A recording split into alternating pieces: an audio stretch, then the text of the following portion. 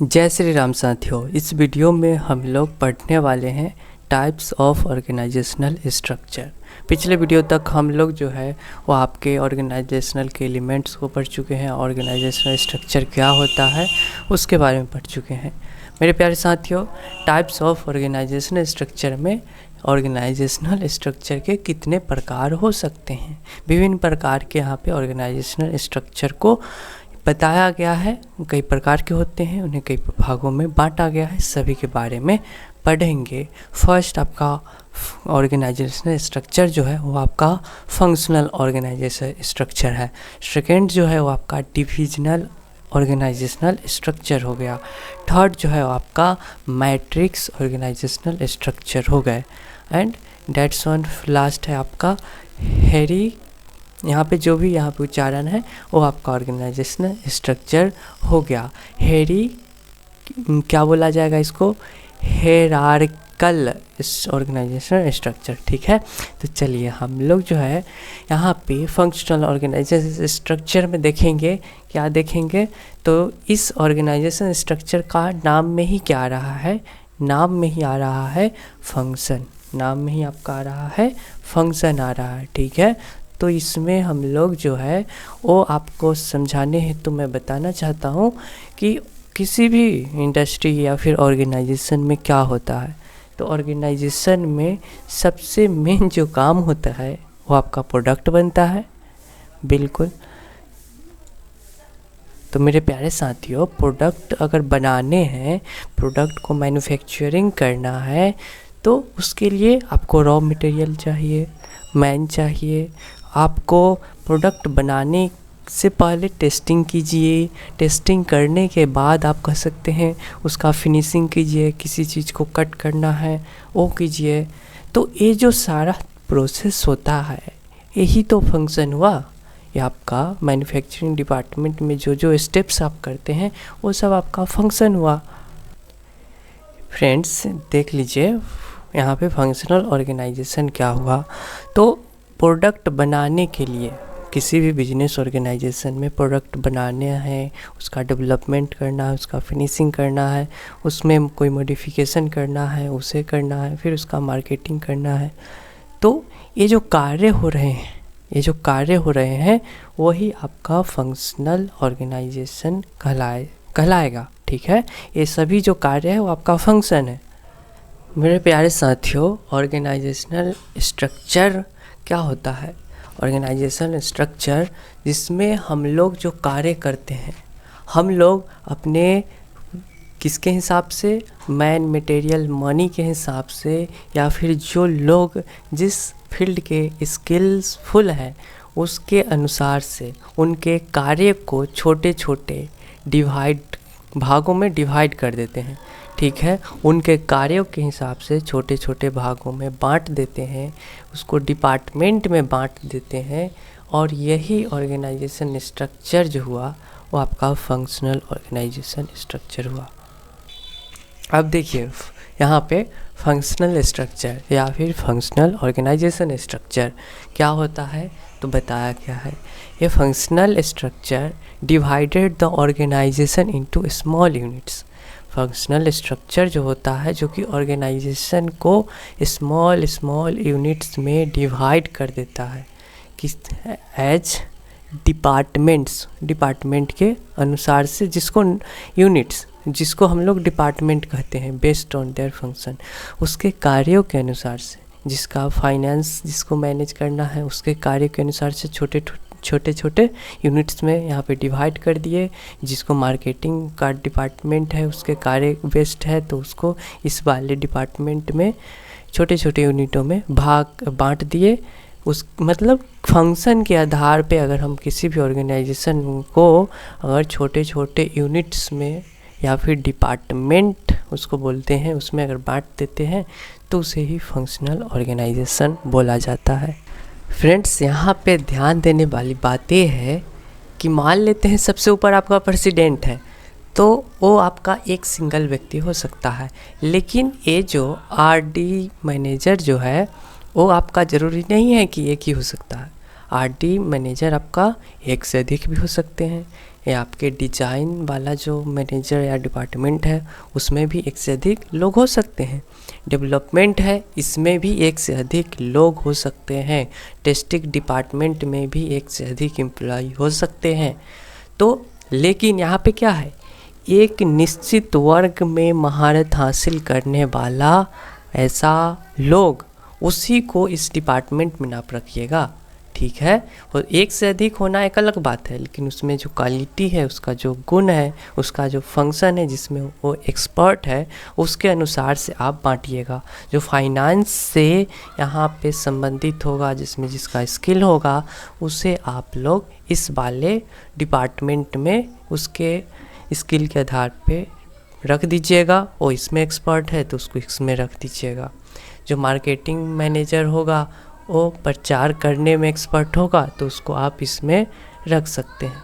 तो group of peoples मतलब एक से अधिक लोग हो सकते हैं, लेकिन उसके किसके नॉलेज के आधार पे उसको अलग अलग डिपार्टमेंट में हम लोग एक्सपर्टीज, जिसमें जिस एरिया में एक्सपर्टाइज है उसमें उसको हम लोग डाल देते हैं। तो ये सभी जो हुआ वो आपका क्या हुआ, ये सभी फंक्शन, ये जो ऑर्गेनाइजेशन हुआ वो फंक्शन ही आप ऑर्गेनाइजेशन स्ट्रक्चर को ही, ऐसे ऑर्गेनाइजेशन स्ट्रक्चर को ही फंक्शनल ऑर्गेनाइजेशन स्ट्रक्चर कहते हैं, जिसका मतलब जिस फील्ड में जो नॉलेजेबल लोग हैं उस फील्ड में उसको डिपार्टमेंट उस डिपार्टमेंट में दे दीजिए।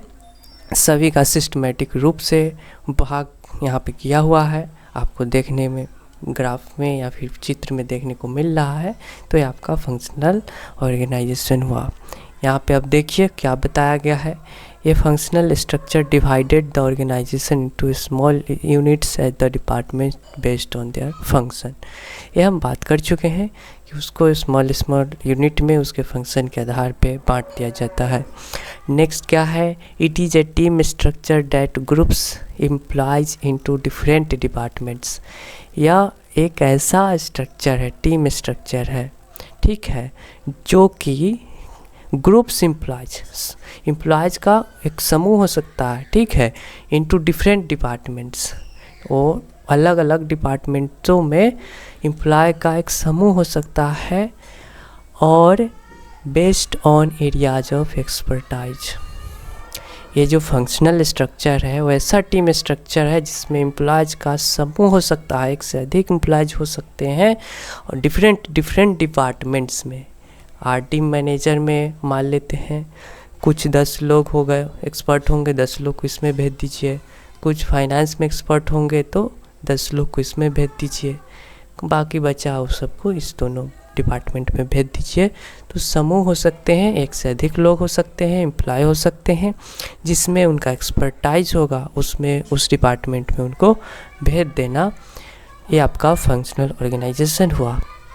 This type of structure is one of the most common types in business. ये बोला जा रहा है कि फंक्शनल ऑर्गेनाइजेशन जो हुआ ये सबसे अधिक बड़े बड़े कंपनियां जिसको उपयोग करती है, सबसे ज़्यादा प्रचलन में यही ऑर्गेनाइजेशन देखने को मिलता है पूरे दुनिया में, ठीक है, क्योंकि यह बेस्ट है, सबका अलग अलग सेपरेट यहाँ पे डिपार्टमेंट है, और यही एक तरह से आपको कार्य करने में, एक बड़े से बड़े कंपनी को स्मूथली चलाने में फंक्शनल ऑर्गेनाइजेशनल ही मदद करता है, यही बेस्ट है। देख सकते हैं क्या बोला गया है कि most common type in business, ठीक है, बहुत सारे बिजनेस में इसी स्ट्रक्चर का उपयोग किया जाता है, स्पेशली इन लार्जर कंपनी, बड़े से बड़े कंपनियां में इसका उपयोग होता है। Where groups of employees are organized according to the function they perform. यहाँ पे ग्रुप्स ऑफ एम्प्लॉय का, श्रमिकों का समूह, जो जिसके मतलब उनका कार्य है, जिस प्रकार से वो कार्य परफॉर्म करते हैं उसके अकॉर्डिंग उन्हें वहाँ पे स्थान दे दिया जाता है, उनको ऑर्गेनाइज्ड कर दिया जाता है। तो ये आपका ऑर्गेनाइजेशन स्ट्रक्चर हो चुका है। अब हम लोग चलते हैं अपने नेक्स्ट ऑर्गेनाइजेशन स्ट्रक्चर, जो है आपका डिविजनल स्ट्रक्चर। मेरे प्यारे साथियों, आपको मैं एग्जांपल देता हूँ। जैसे कि कोई मान लेते हैं बिजनेस ऑर्गेनाइजेशन है, ठीक है। और वो जियोग्राफिकल प्लेस के आधार पे, ऐसा मान लेते हैं कि बिहार में उसको जिस प्रकार का प्लेस मिला वहाँ पे वो किसी चीज़ का निर्माण करता है, जिसको हम मान लेते हैं प्रोडक्ट ए का निर्माण किया, ठीक है। और वही बिहार के बाद मान लेते हैं हरियाणा में वो प्रोडक्ट बी का निर्माण कर रहा है, ठीक है। और वही महाराष्ट्र में प्रोडक्ट सी बना रहा है। तो अब देखिए वो क्या कर रहा है, वो ऐसा क्षेत्र देख रहा है जहाँ पे जो ट्रेंड है, जहाँ पे जो सुविधाएं हैं, वैसा डिवीज़न वो देख रहा है, वैसा ज्योग्राफिकल प्लेस देख रहा है जहाँ पे जो चीज़ बनाने में उन्हें ज़्यादा बेनिफिट होगा या फिर सुगमता होगी उसे बनाने में, उस प्रकार से ज्योग्राफिकल प्लेस के अनुसार से वो अपना अपना प्रोडक्ट बना रहा है। तो ऐसा बिजनेस ऑर्गेनाइजेशन आपका क्या डिविजनल बिजनेस ऑर्गेनाइजेशन कहलाता है। जैसे टाटा एक कंपनी है, टाटा कंपनी है, मान लेते हैं कि बिहार में वो स्टील बना रही हो, ठीक है। और वही हरियाणा में वो बना रहा हो, आपका क्या बना रहा हो, तो बना रहा हो, कोई भी एग्जांपल लेते हैं, ऑटो बना रहा हो, ठीक है, गाड़ी बना रहा होगा। और फिर मान लेते हैं यहाँ पे महाराष्ट्र या केरल में वो समुद्र के निकट साल्ट बना रहा हो, नमक बना रहा हो। तो जैसा वो प्लेस देख रहा है वैसा वो अपना क्या कर रहा है, प्रोडक्ट का निर्माण कर रहा है। जैसे समुद्री एरिया में साल्ट निर्माण कर रहा है, जहाँ पे स्टील का धरती के अंदर से स्टील निकल रहा हो वहाँ वो स्टील वाला मैन्युफैक्चरिंग कर रहा है, प्रोडक्ट का निर्माण कर रहा है। जहाँ पे यहाँ पे गाड़ी बनाने की सुविधा हो वहाँ पे वो गाड़ी का मैन्युफैक्चरिंग कर रहा है। तो कंपनी एक ही है, प्रेसिडेंट एक ही है, लेकिन वो ज्योग्राफिकली प्लेस के अनुसार क्या मतलब है, उसके सुविधा अनुसार वो अपना जो प्रोडक्ट है, कंपनी एक ही है बट प्रोडक्ट वो जिस भी जगह के अनुसार से बना रहा है अपना अलग अलग प्रकार से। तो ऐसा ऑर्गेनाइजेशन स्ट्रक्चर जो कि ज्योग्राफिकली प्लेस के अनुसार से अपना प्रोडक्ट का निर्माण करती हो, वैसा ऑर्गेनाइजेशन स्ट्रक्चर को ही डिविजनल ऑर्गेनाइजेशन स्ट्रक्चर बोलते हैं।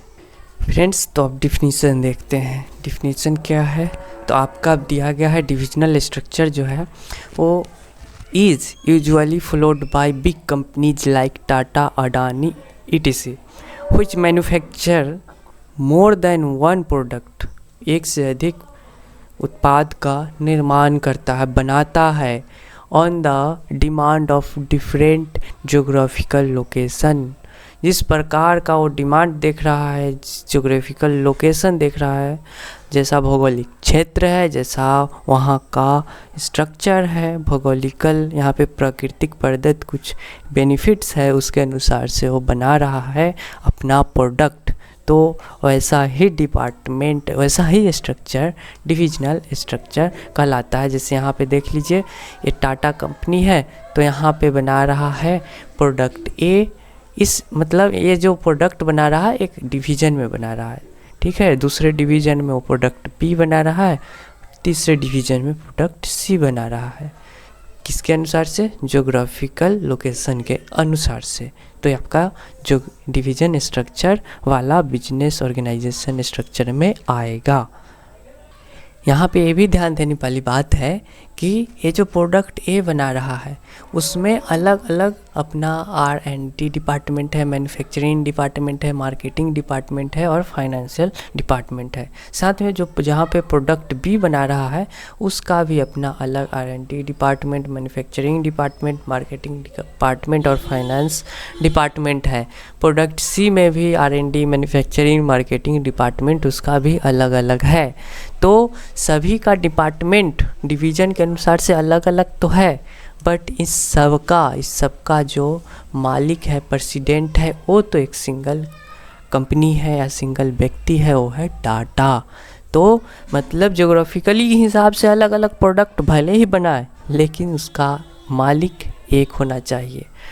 ज्योग्राफिकल लोकेशन के डिमांड पे अलग अलग प्रोडक्ट बनाए बट मालिक जो है वो टाटा ही हो, अडानी ही हो, कंपनी जो है वो सेम होना चाहिए। तो ऐसे स्ट्रक्चर को, ऐसे बिजनेस ऑर्गेनाइजेशन को डिविजनल ऑर्गेनाइजेशन स्ट्रक्चर कहते हैं।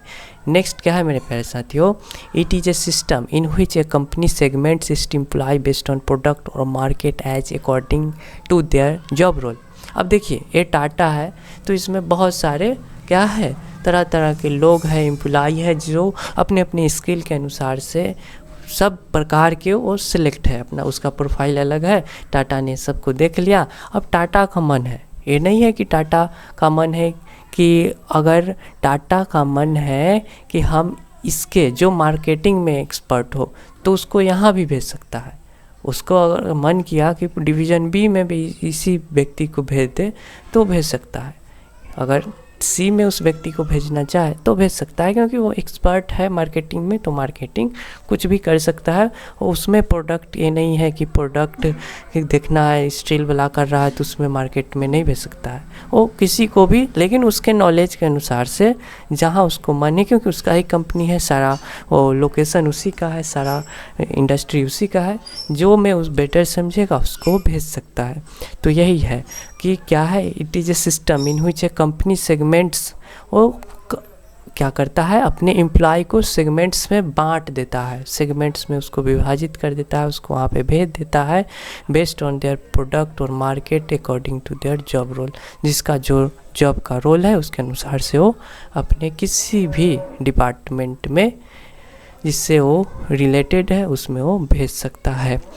अब देखिए, through this organization structure organization can, इस ऑर्गेनाइजेशनल स्ट्रक्चर से क्या होता है, तो मतलब डिविजनल स्ट्रक्चर वाले ऑर्गेनाइजेशन से ऑर्गेनाइजेशन क्या क्या कर सकता है, तो produce and sell wide variety of product in different geographical location.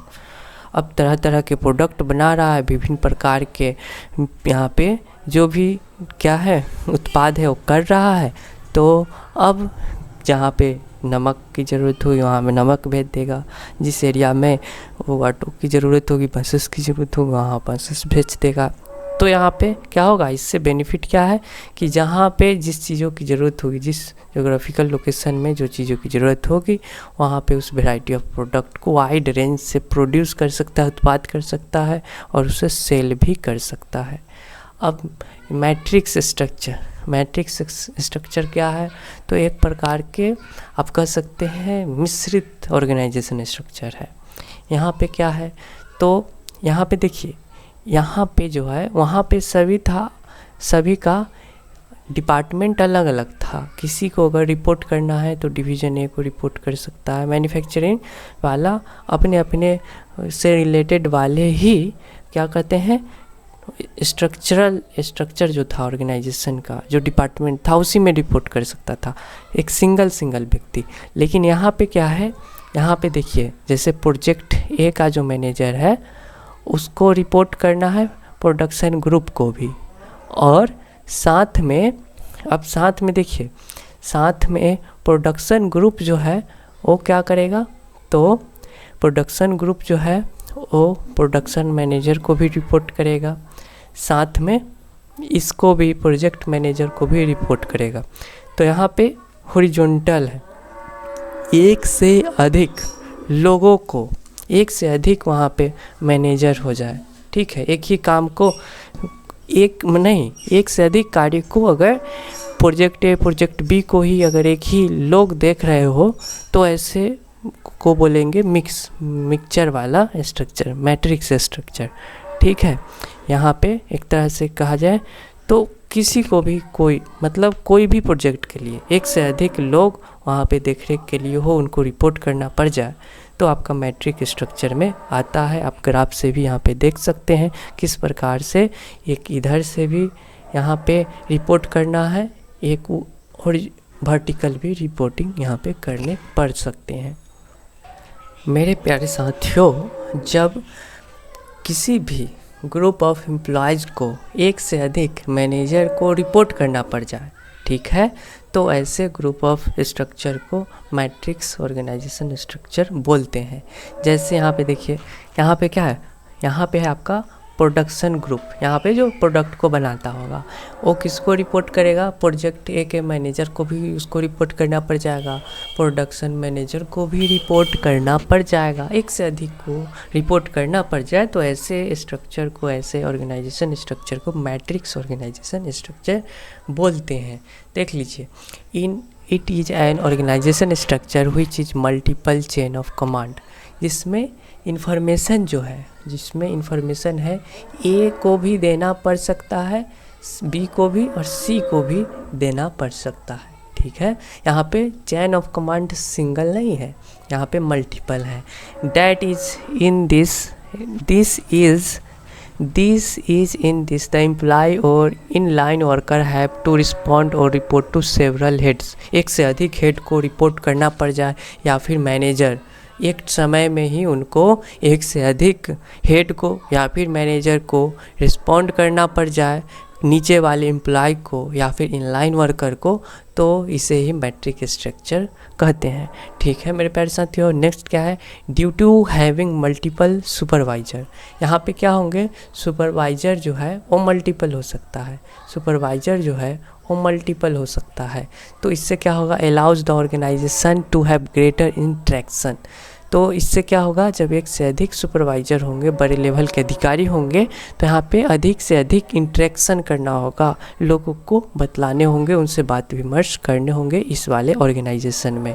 अब देखिए, communication resulting in faster product delivery, अब यहाँ पे क्या होगा, कम्युनिकेशन का जो रिजल्ट है वो फास्टर प्रोडक्ट डिलीवर जो है प्रोडक्ट वो फास्टर होगा। फ्रेंड्स इसमें क्या होगा, तो फास्टर प्रोडक्शन होगा, डिलीवरी भी फास्टर होगा क्योंकि इंटरेक्शन और कम्युनिकेशन फास्टर हो रहा है। नेक्स्ट क्या है आपका, हेरिकल स्ट्रक्चर। हेरिकल स्ट्रक्चर में आपको देखने को मिल रहा होगा कि यहाँ पे किसी भी आदमी को पकड़ लीजिए, इसको पकड़ लीजिए तो ए यहाँ पे इसको रिपोर्ट कर देगा, ए है जो आपको फिर इसको रिपोर्ट कर देगा, फिर ए जो है फिर वो अपने सीनियर सबसे ऊपर CEO को रिपोर्ट कर सकता है। किसी भी आदमी को पकड़ लीजिए, यहाँ पे ए आदमी जो है इसको रिपोर्ट करेगा, फिर इसको रिपोर्ट करेगा, फिर इसको रिपोर्ट करेगा, फिर ये है जो ऊपर वाले अपने सीनियर को रिपोर्ट कर देगा। यहाँ पे क्या देखने को मिल रहा है कि जो भी प्रोडक्ट बना रहा है वो ऊपर से नीचे तक सभी को बतलाने की ज़रूरत है। तो ठीक है, यहाँ पे जो भी क्या है मैनेज स्ट्रक्चर है वो आपका उसका चैन ऑफ कमांड है जो टॉप से डाउन तक, सबसे टॉप से बटन तक जा रहा है। तो ऐसे क्या स्ट्रक्चर को, ऑर्गेनाइजेशनल स्ट्रक्चर को हेरिकल ऑर्गेनाइजेशन स्ट्रक्चर बोलते हैं।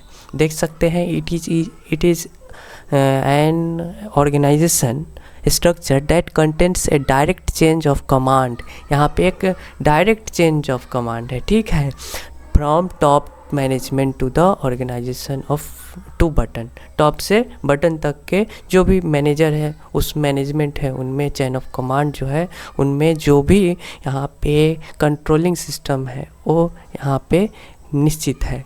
वहाँ पे कोई भी इंफॉर्मेशन पहुँचाने हैं तो सभी को पहुँचाने पड़ सकते हैं। मेरे प्यारे साथियों देख सकते हैं, senior management makes all critical decision, यहाँ पे अगर सभी को बतलाने हैं तो छोटा से छोटा भी काम आप कर रहे हैं वो बेटर से बेटर होगा क्योंकि सभी लोग देख रहे हैं।